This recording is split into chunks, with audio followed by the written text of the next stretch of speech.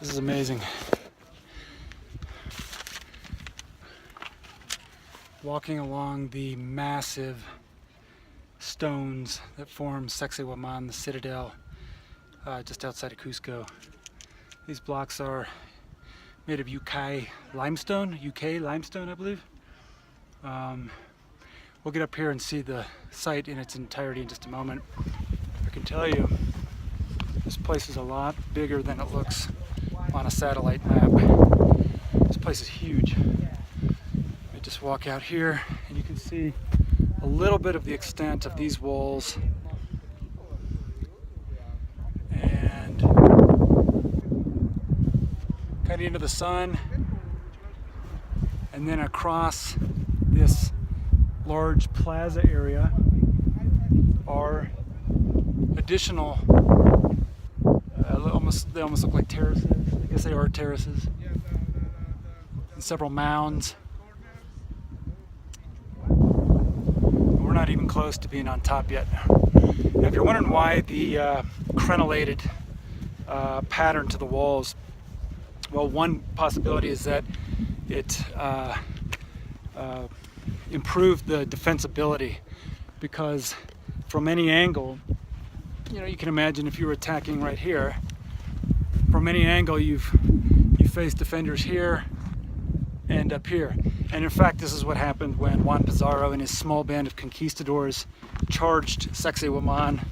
They charged it several times, and on each occasion they faced successive layers or levels or terraces of warriors who had, I think they're called boletos, slingshots or sling weapons, and bows and arrows. I'm going to keep walking along the top of Sacsayhuaman. There's a lightning storm gathering, so I probably shouldn't be holding this lightning rod, but anything for history, right? So this is basically the top, and below me you can see, hopefully, the foundations of, now these are not the massive stones that are found down below as part of those terraced crenellated defensive walls. These are much smaller.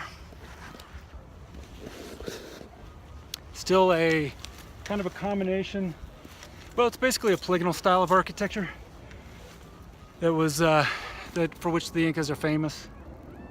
Polygonal meaning, they weren't squares or rectangles, although rectangular ashlar style of architecture or masonry was used in various places in Cusco and other places for royal buildings. But this is a polygonal style, which is, in my opinion, it's equally or even more beautiful.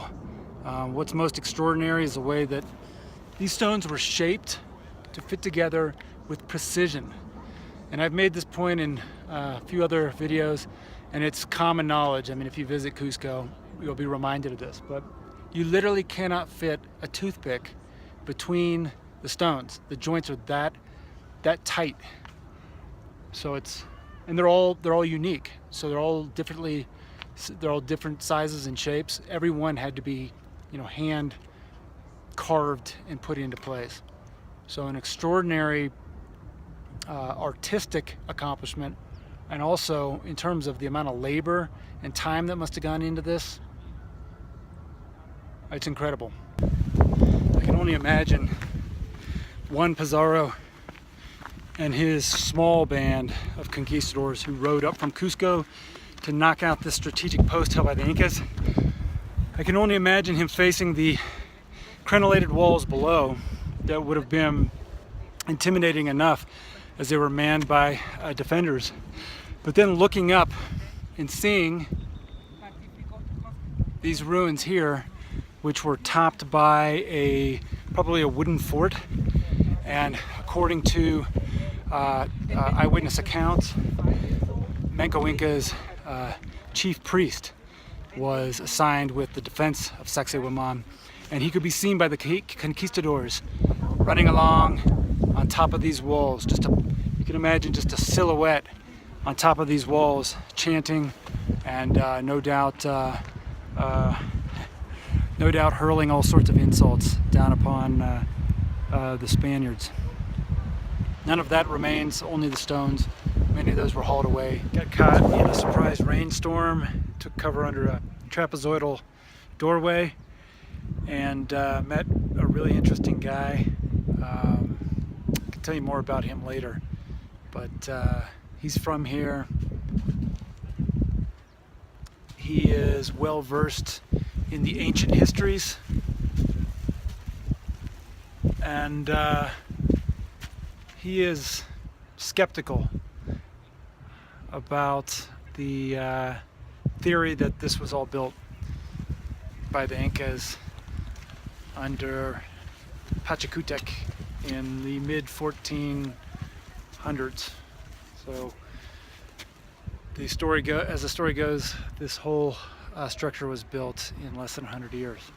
But the Incas had no known use of the wheel, at least for construction or transportation purposes. They had no large work animals like oxes or donkeys to pull carts or sledges. And so the question really is, how did they do this? How did they quarry these massive rocks? How did they chisel them to fit with precision without any mortar? How did they get them here? And how did they put them in place? And that's really the mystery, and you know, it's not been answered. As I said, the generally held explanation is that it was with tens or hundreds of thousands of workers that this site was constructed. But you look at a stone like this,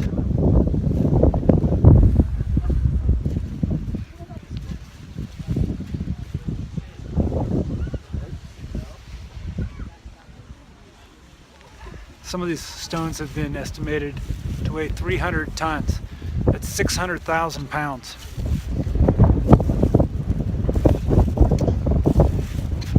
It's an amazing feat. If that's how they did it, if they did it through just sheer, sweat and toil, and pushed these things up here on earthen ramps, hats off to them.